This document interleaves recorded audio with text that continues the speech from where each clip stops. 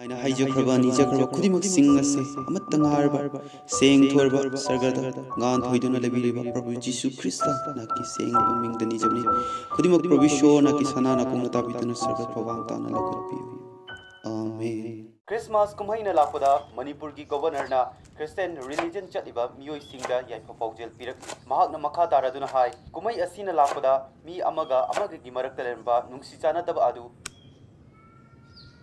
ꯇꯥꯃꯣ, ꯈ꯭ꯔꯤꯁꯃꯥꯁ ꯍꯥꯏꯔꯒ ꯑꯩꯗꯤ ꯏꯃꯥꯟꯅꯕꯤ ꯏꯂꯤꯖꯥꯕꯦꯠꯇꯣ ꯃꯥꯒꯤ ꯒꯤꯐ ꯑꯃꯇꯪ ꯄꯤꯗ꯭ꯔꯒꯗꯤ ꯑꯩ ꯌꯥꯝ ꯏꯀꯥꯏꯔꯅꯤꯕ ꯇꯥꯃꯣ. ꯀꯩꯅꯣꯝꯇꯗꯤ ꯄꯤꯁꯤꯕ ꯇꯥꯃꯣ. ꯀꯩꯅꯣ ꯒꯤꯐ ꯑꯗꯨ ꯑꯗꯥꯅ ꯑꯃꯨꯛ ꯇꯧꯔꯛꯏꯁꯤꯅ? ꯉꯔꯥꯡ ꯅꯍꯥꯟꯗ ꯅꯠꯇ꯭ꯔꯣ ꯅꯪꯅ ꯑꯣꯟꯂꯥꯏꯟ ꯀ꯭ꯂꯥꯁ ꯈꯔ ꯌꯥꯎꯖꯔꯝꯕ ꯃꯣꯕꯥꯏꯜ ꯐꯣꯟꯗꯨ ꯐꯤ ꯊꯤꯌꯨ ꯍꯥꯏꯔꯛꯇꯅ ꯀ꯭ꯂꯥꯁ ꯇꯧꯕꯒꯤ 5,500ꯗ ꯌꯣꯟꯊꯣꯛꯑ ꯊꯤꯈ꯭ꯔꯤꯗꯨꯕꯣ? ꯑꯗꯨꯒ ꯍꯧꯖꯤꯛꯅ ꯑꯃꯨꯛ ꯒꯤꯐ ꯑꯗꯨ ꯑꯗꯥꯏ. ꯈ꯭ꯔꯤꯁꯃꯥꯁꯄꯨ ꯑꯩꯈꯣꯏ ꯀꯨꯝꯍꯩꯔꯣ? ꯑꯗꯨꯏ ꯅꯠꯇꯦꯕ ꯇꯥꯃꯣ. ꯏꯂꯤꯖꯥꯕꯦꯠꯇꯣ ꯑꯩꯒꯤꯁꯨ ꯕꯦꯁ ꯐ꯭ꯔꯦꯟꯅꯦ. ꯃꯃꯥꯡꯒꯤ ꯑꯩꯈꯣꯏꯒꯤ ꯆꯩꯔꯥꯎꯕꯗꯁꯨ ꯃꯥꯅ ꯒꯤꯐ ꯑꯃ ꯄꯤꯔꯛꯏꯗꯨꯅꯤ. ꯑꯗꯣ ꯍꯧꯖꯤꯛ ꯃꯣꯏ ꯈ꯭ꯔꯤꯁꯃꯥꯁꯁꯤꯗ ꯑꯩꯅꯁꯨ ꯃꯥꯒꯤ ꯀꯩꯅꯣꯝ ꯄꯤꯗ꯭ꯔꯗꯤ ꯑꯩ ꯌꯥꯝ ꯏꯀꯥꯏꯖꯩꯕ ꯇꯥꯃꯣ. ꯏꯕꯦꯝꯃ, ꯍꯧꯖꯤꯛꯁꯦ ꯀꯣꯔꯣꯅꯥꯒꯤ ꯂꯩꯅ ꯂꯥꯏꯆꯠ ꯃꯅꯨꯡꯅꯤ. ꯑꯅꯥꯕꯁꯨ ꯅꯣꯡꯃꯒꯤ ꯁꯨꯝ ꯍꯦꯟꯖꯤꯜꯂꯛꯏꯕ. ꯂꯩꯇꯕꯁꯨ. ꯑꯩꯈꯣꯏꯕꯨ ꯈꯤꯇꯗꯤ ꯋꯥꯈꯜ ꯈꯟꯕ ꯇꯝꯁꯤꯒꯗꯧꯔꯒꯦ. ꯑꯣꯟꯂꯥꯏꯟꯗ ꯑꯦꯛꯖꯥꯝ ꯇꯧꯔꯅꯤ ꯍꯥꯏꯗꯅ ꯃꯦꯁꯦꯖ ꯊꯥꯔꯛꯏꯗꯣ ꯀꯣꯏꯁꯟ ꯊꯥꯔꯛꯅꯕ ꯐꯣꯟ ꯐꯥꯎ ꯂꯩꯇ꯭ꯔꯤꯁꯤꯒꯤꯗꯤ ꯈꯟꯗे.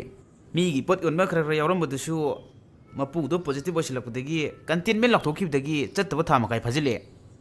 ꯄ꯭ꯔꯥꯏꯚꯦꯠꯀꯤ ꯊꯕꯛ ꯍꯥꯏꯁꯤꯗꯤ ꯁꯨꯔꯒ ꯐꯪꯕ, ꯁꯨꯗ꯭ꯔꯒ ꯇꯣꯛꯄꯅꯦ. ꯐꯣꯟꯁꯦ ꯀꯃꯥꯏꯅ ꯂꯩꯁꯤꯒꯦꯅ ꯑꯩꯅꯗꯤ ꯀꯣꯛꯁꯦ ꯀꯟꯅ ꯁꯥꯔꯤ. ꯑꯗꯨꯒ ꯃꯥꯅ ꯒꯤꯐ ꯑꯗꯨ ꯑꯗꯥꯏ. ꯑꯩꯈꯣꯏ ꯂꯩꯕꯥꯛꯁꯤꯅꯅꯦ ꯀꯨꯝꯍꯩꯁꯦ ꯂꯦꯡꯗꯅ ꯂꯩꯕꯅꯤꯅꯦ. ꯆꯥꯛꯀꯧꯕ ꯂꯣꯏꯈꯤꯗ ꯉꯥꯏꯔꯤ, ꯈ꯭ꯔꯤꯁꯃꯥꯁꯅ ꯑꯃꯨꯛ ꯂꯥꯛꯏꯕꯅꯤꯅ ꯇꯧꯔꯤꯁꯦ. Jingle bell, jingle all the way. Oh, what fun it is to ride in a one-horse open sleigh. Jingle bell, jingle all the way. Oh, what fun it is to ride in a one-horse open sleigh.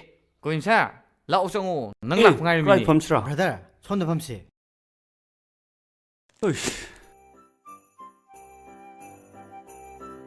ꯃꯌꯥꯝ ꯑꯅꯥꯕ ꯑꯃꯠꯇꯁꯨ ꯌꯥꯎꯗꯕꯅꯦ. ꯑꯗꯨ ꯑꯩꯁꯨ ꯅꯥꯗꯕꯅꯤꯅꯦ. ꯑꯗꯨꯗꯤ ꯃꯥꯛꯁꯤ ꯂꯧꯊꯣꯛꯈ꯭ꯔꯁꯤꯔꯥ? 야다, 브라더 그슈 까이디다. ꯍꯣꯏ, ꯀꯩꯁꯨꯝ ꯀꯥꯏꯗꯤꯌꯦ brother. ꯑꯗꯨꯝ ꯂꯧꯊꯣꯛꯄꯤꯔꯣ. Brother나 matam chana lakpase yam nungaire. ꯃꯌꯥꯝ ꯄꯨꯝꯅꯃꯛ ꯑꯩꯗꯤ ꯀꯥꯎꯕꯅꯤꯅꯦ. ꯍꯟꯗꯛꯀꯤ ꯈ꯭ꯔꯤꯁꯃꯥꯁꯁꯦ ꯌꯥꯝ ꯅꯨꯡꯉꯥꯏꯕ ꯑꯣꯏꯍꯟꯁꯤꯀꯣ. Ohensi yaye brother. ꯑꯗꯨ ꯑꯩꯈꯣꯏꯒꯤ ꯄꯥꯔꯇꯤꯁꯦ ꯍꯧꯕꯗꯤ ꯌꯥꯕ. ꯑꯩꯒꯤ ꯏꯆꯟꯅꯨꯄꯤꯁꯦ ꯃꯄꯥꯟꯗ ꯃꯃꯥꯟꯅꯕ ꯑꯃ ꯉꯥꯏꯕꯅꯦꯕ. ꯑꯗꯣ ꯃꯈꯣꯏ ꯆꯪꯂꯛꯑꯒ ꯍꯧꯁꯤꯔꯥ? 야야. Yaye. Ado moibu kyam watli jano. ꯂꯥꯛꯄꯁꯨ ꯌꯥꯔꯦꯗ. ꯃꯣ, ꯍꯥꯏꯕꯒ ꯂꯥꯛꯏꯅꯦ. 라오성우. Lao chongo phamse. ꯐꯝꯁꯤꯅꯦ. ꯐꯝꯁꯦ. Mo, he's my friend Wasumi. Mayam, aigi marub Wasumi. Ngasigi Christmas party sigidamakta aina special invite taubane. Hello everyone, nice to meet you all and Merry Christmas everyone. nice to meet you, bro. ꯑꯗꯣ ꯃꯌꯥꯝ ꯄꯨꯝꯅꯃꯛ ꯀꯣ, ꯍꯟꯗꯛꯀꯤ ꯈ꯭ꯔꯤꯁꯃꯥꯁꯁꯦ ꯀꯔꯝꯕ ꯃꯑꯣꯡꯗ ꯄꯥꯡꯊꯣꯛꯁꯤꯔꯥ? Corona manungi Christmas nina yam nungaiba haibadudi oigadawa mandre. Midnight ki prayer budi ngarang yam phajana pangthokre. 코로나 만ung 이따라서 한덕기 크리스마스이su 얌 스페셜한 방토거든요 그이노. ꯍꯣꯏꯅꯦ, ꯌꯥꯝꯅ ꯐꯖꯕ ꯃꯑꯣꯡꯗ, ꯌꯥꯝꯅ ꯁ꯭ꯄꯦꯁꯤꯌꯦꯜ ꯑꯣꯏꯕ ꯃꯑꯣꯡꯗ ꯄꯥꯡꯊꯣꯛꯄꯗꯣ ꯑꯩꯁꯨ ꯄꯥꯝꯃꯤꯅꯦ. Adudi karamna kamaina pangthoklagadi yam special oidage. Elizabeth, nangsu khara hairodana. Handaki Christmas se yamna special oigadaba amadi leye. Kamaina no. Mayam smain tawase.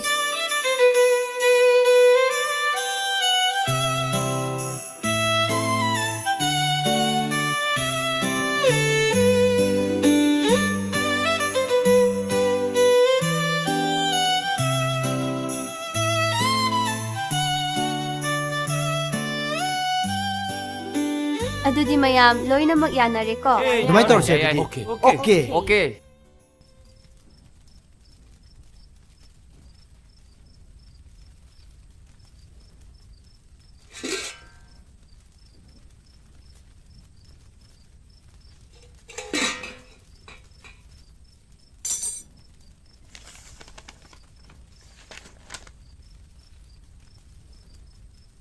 ꯇꯥꯃꯣ, ꯁꯤ ꯀꯩ ꯑꯣꯏꯗꯣꯏꯅꯣ ꯈꯪꯗ꯭ꯔꯦ, ꯑꯝꯇ ꯌꯦꯡꯕꯤꯌꯣ. ꯀꯔꯤꯅꯣꯅꯦ? ꯀꯗꯥꯏꯅꯣꯅꯦ? Se, sidagina ne. Si pawo ga do khanga ba. Tamo, like si pulap itonda na pa ba se yam wai. Khangdab si yam yawe. Hoi ne. Ai su nangi online class to yaw ba yana ba idana. Mobile ama leina bo na bani. Sel su da tawrim ni ne. Adu bani koi bema. Ngamdabagi wani ne. Lairik se pulap pa ba sina di pharim. Topper leiri ba sing se modi pulap ne param duje. Duna nang ning hanab di ya de ko. Tamo, sigidi thoina bu khande da aidi. Elizabeth to. Magi dama give amatang di piningi hai ba ai. Hekar wo Christmas. Akhoi gi koi mak tinati dana. Corona manung sida nang ne yam kanjului du kai gi no ba. Ngamagan da pira lore give ado. Akhoi gi komoi da selang thok ko pen duna. Mi gi dam yakshin ba honari bani ne. As, tamo, mi best friend oi bajuda ikai ju tawbana hai ba ai. Yare to. Christmas ki ba do tokshi. Ai chak lo cinema to ke. Se, Eric se. Pao. As.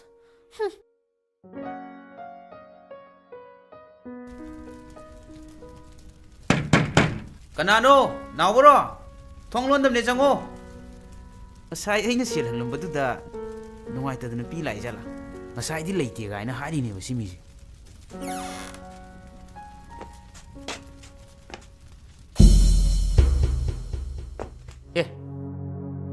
Mayam kari. Elizabeth. Oi, nang unaba laini ne. Elizabeth, Merry Christmas. Ado, nogi kumai se lakpadadi aina nangi damakta kari spiba ngamoidor. Kurigi nang napigadra? Ay napigadong ni ne. Aykhoy gi festival dadi ko pidaba yade haibasu leitabane. As mayam punamak laichat amasu leina sumaina hekta lakshin basidi tang phajamadi. Inaw, aykhoy corona amatasu nadabani ne. Ado inaw amadi ichanpi Thadoi gi damakta Christmas ki oiba chamlaba khudol amatang pigena lakpani ne. Nang lana khangani ne. Kariya, karamba khudol? Elizabeth? Se, Kaino sibo? nangi smartphone ne. Ha.